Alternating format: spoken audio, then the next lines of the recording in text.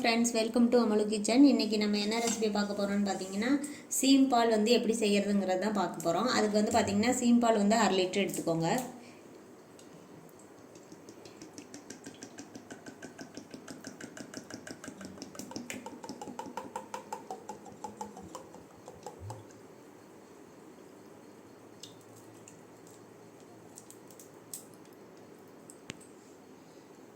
அது கூட பார்த்திங்கன்னா நார்மலான பால் வந்து 1 டம்ளர் எடுத்திருக்கேன். நீங்கள் வந்து சீம்பால்லையே கூட செய்யலாம், ரொம்ப கெட்டியாக இருக்கும். வேணுன்னா கொஞ்சம் எக்ஸ்ட்ரா வந்து 1 டம்ளர் பால் எடுத்து சேர்த்துக்கோங்க, நார்மலான பால். இது கூட பார்த்திங்கன்னா ஒரு 400 ml சர்க்கரை சேர்த்துக்கோங்க.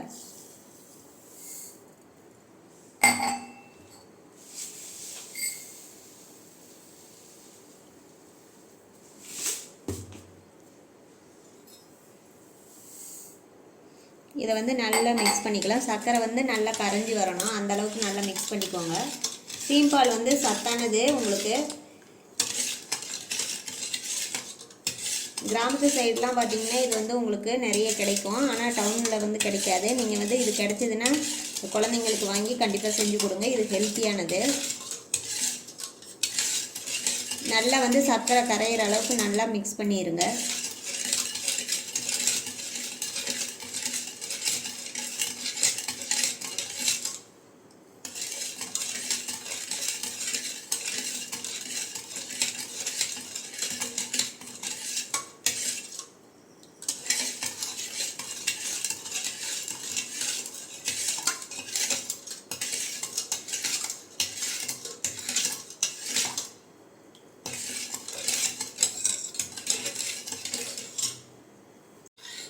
இப்போ பார்த்திங்கன்னா நல்லா சர்க்கரை வந்து நல்லா கரைஞ்சி வந்துடுச்சு. நான் வந்து மாட்டுப்பால் தான் சேர்த்துருக்கேன். நீங்கள் வந்து எருமைப்பால் வேணாலும் சேர்த்துக்கோங்க. மாட்டுப்பால் சேர்த்திங்கன்னா எல்லோ கலரில் இருக்கும், எருமைப்பால்னால் ஒயிட்டாக இருக்கும். உங்களுக்கு எந்த பால் கிடைக்குதோ அது வாங்கிக்கோங்க. இப்போ பார்த்திங்கன்னா ஒரு 3 ஏலக்காய் சுக்கு வந்து எடுத்திருக்கேன். இதை வந்து நம்ம மிக்ஸி ஜாரில் போட்டு நல்லா அரைச்சி எடுத்துக்கலாம். இப்போ பார்த்திங்கன்னா இந்த 3 ஏலக்காய் கொஞ்சம் வந்து சுக்கு போட்டிருக்கேன். அது கூட நம்ம வந்து 1 ஸ்பூன் வந்து சர்க்கரை சேர்த்துக்கலாம். சர்க்கரை சேர்த்து நல்லா மிக்சியில் போட்டு அரைச்சி எடுத்துக்கலாம்.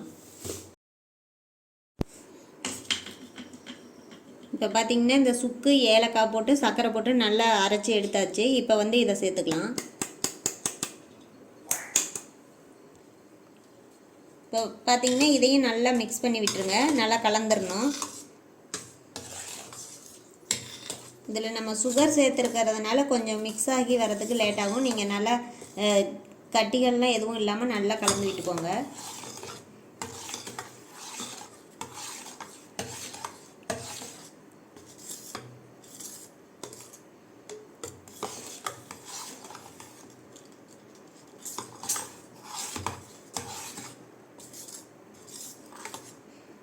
உங்களுக்கு சுகர் அதிகமாக சேர்க்கணும் அப்படின்னா 1/2 லிட்டர் பாலுக்கு 1/2 கிலோ கூட சேர்த்துக்கோங்க. ஒரு 400லேருந்து 450 கிராம் போட்டிங்கன்னா மீடியமான சுகராக தான் இருக்கும்.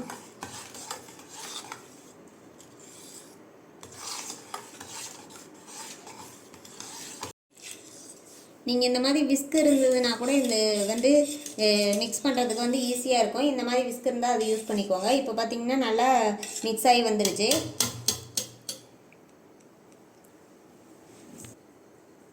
இப்போ பார்த்திங்கன்னா இதுக்கு கரெக்டாக மூடுற மாதிரி ஒரு பிளேட் எடுத்து வச்சு மூடிக்கோங்க. இப்போ வந்து நம்ம குக்கரில் தான் வைக்க போகிறோம்.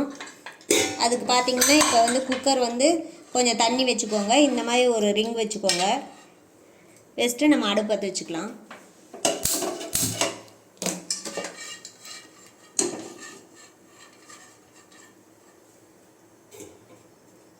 அடுப்பு பற்ற வச்சுட்டு தண்ணி கொதிக்கணுங்கிறதெல்லாம் இல்லை, நம்ம ரெடி பண்ணி வச்சுருக்க சீம்பாலை எடுத்து உள்ளே வச்சுக்கலாம். வச்சுட்டு விசில் போட்டு மூடிடுங்க. ஒரு 5 விசில் விட்டு ஆஃப் பண்ணிக்கலாம். இப்போ பார்த்திங்கன்னா 5 விசில் வந்து ஒரு 1/2 மணி நேரத்துக்கு மேலே ஆறிடுச்சு. இப்போ நம்ம ஓப்பன் பண்ணிக்கலாம்.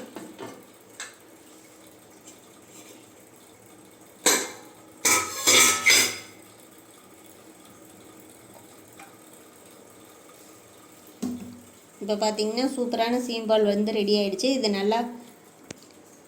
இது நல்லா ஆறட்டும். ஆறினதுக்கப்புறம் நம்ம கட் பண்ணி எடுத்துக்கலாம். ஒரு மணி நேரத்துக்கு மேலே நல்லா ஆற வச்சுருங்க, கொஞ்சம் கூட ஹீட் இல்லாத அளவுக்கு. அதுக்கப்புறம் நம்ம கட் பண்ணிக்கலாம்.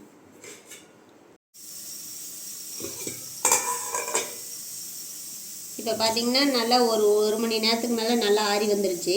நம்ம வந்து இப்போ கத்தி வச்சு கட் பண்ணிக்கலாம்.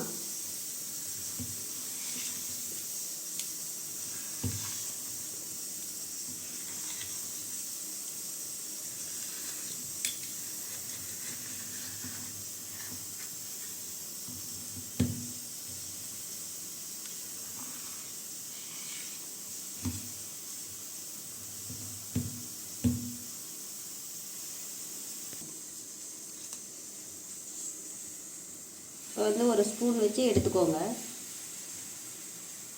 பார்த்திங்கன்னா எவ்வளோ கெட்டினா வந்திருக்கு பாருங்கள் சீம்பு.